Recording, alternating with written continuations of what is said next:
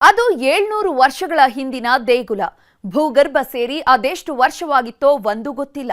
ಇತ್ತೀಚೆಗೆ ಊರಲ್ಲಿ ಶುರುವಾಗಿದ್ದ ಸಮಸ್ಯೆಗಳು ದೈವದ ಸನ್ನಿಧಿಯನ್ನ ಗುರುತಿಸುವಂತೆ ಮಾಡಿದೆ. ಸಾಕಷ್ಟು ಕೌತುಕವನ್ನ, ಸಾಕಷ್ಟು ಅಚ್ಚರಿಯನ್ನ ಈ ಕ್ಷೇತ್ರ ಸೃಷ್ಟಿ ಮಾಡ್ತಾ ಇದೆ. ತುಳುನಾಡಿನ ಮಣ್ಣಿನ ಮಹಿಮೆಯ ಅಂತದ್ದು. ಇಲ್ಲಿನ ದೈವಗಳು ತೋರುವಂತ ಪವಾಡಕ್ಕೆ ಮನುಷ್ಯರ ಬಳಿ ಉತ್ತರವೇ ಇಲ್ಲ. ವಿಜ್ಞಾನಕ್ಕೂ ನೆಲುಕದಂತ ಅದೆಷ್ಟು ಅಚ್ಚರಿಗಳು ನಡೆದು ಹೋಗಿವೆ. ದೈವಗಳ ಕುರು ಹಿಡಿದು ಹೊರಟವರು ಅಕ್ಷರಶಃ ಬೆಚ್ಚಬಿದ್ದಿದ್ದಾರೆ. ಈಗ ಮಂಗಳೂರಿನ ಹೊರವಲಯದಲ್ಲಿರುವಂಥ ಪೆದಮಲೆಯಲ್ಲೂ ಕೂಡ ಇಂಥದ್ದೇ ಘಟನೆ ನಡೆದಿದೆ. ಬರೋಬ್ಬರಿ 300 ವರ್ಷಗಳ ಹಿಂದೆ ಮಣ್ಣಲ್ಲಿ ಹುದುಗಿ ಹೋಗಿದ್ದಂಥ ದೈವ ಶಕ್ತಿಯೊಂದು ಈಗ ಗೋಚರವಾಗಿದೆ.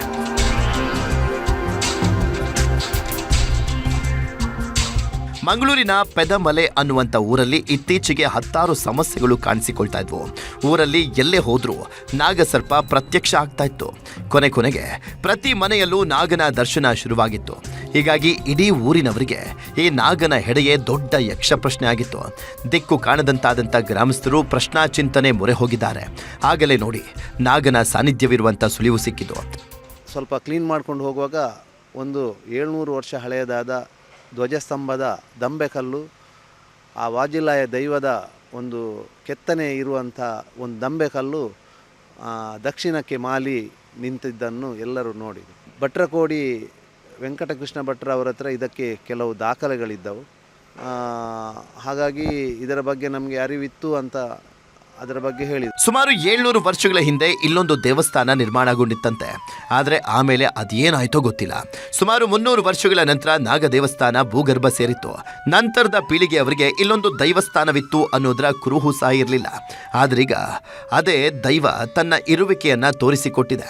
ಹೀಗಾಗಿ ನಾಗಬನ ಉತ್ಖನನ ಮಾಡುವಾಗ ದೇವಸ್ಥಾನದ ದಂಬೆಕಲ್ಲು ಪತ್ತೆ ಆಗಿತ್ತು.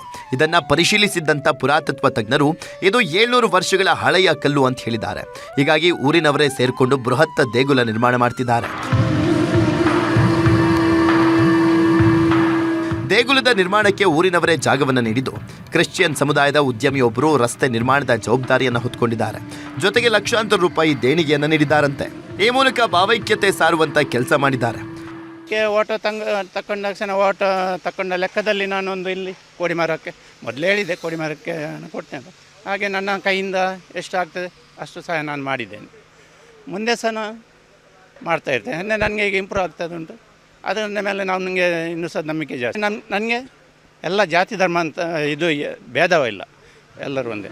ದೇವಸ್ಥಾನ ನಿರ್ಮಾಣದ ಕಾರ್ಯ ಬಹುತೇಕ ಕೊನೆ ಹಂತಕ್ಕೆ ಬಂದಿದ್ದು ಫೆಬ್ರವರಿ 18ರಂದು ಬ್ರಹ್ಮ ಕಲಶ ನಿರ್ಮಾಣಗೊಳ್ಳಲಿದೆ. ಒಟ್ಟಿನಲ್ಲಿ ವಿಜ್ಞಾನ ಎಷ್ಟೇ ಮುಂದುವರೆದರೂ ದೈವ ಹಾಗೂ ದೇವರ ಮುಂದೆ ಮನುಷ್ಯ ಏನಿಲ್ಲ ಅನ್ನುವಂಥದ್ದು ಮತ್ತೆ ಪ್ರೂವ್ ಆಗ್ತಾ ಇದೆ. ಕ್ಯಾಮರಾಮನ್ ನಿಖಿಲ್ ಸುವರ್ಣ ಜೊತೆ ಕಿಶನ್ ಶೆಟ್ಟಿ, ನ್ಯೂಸ್ 18 ಮಂಗಳೂರು.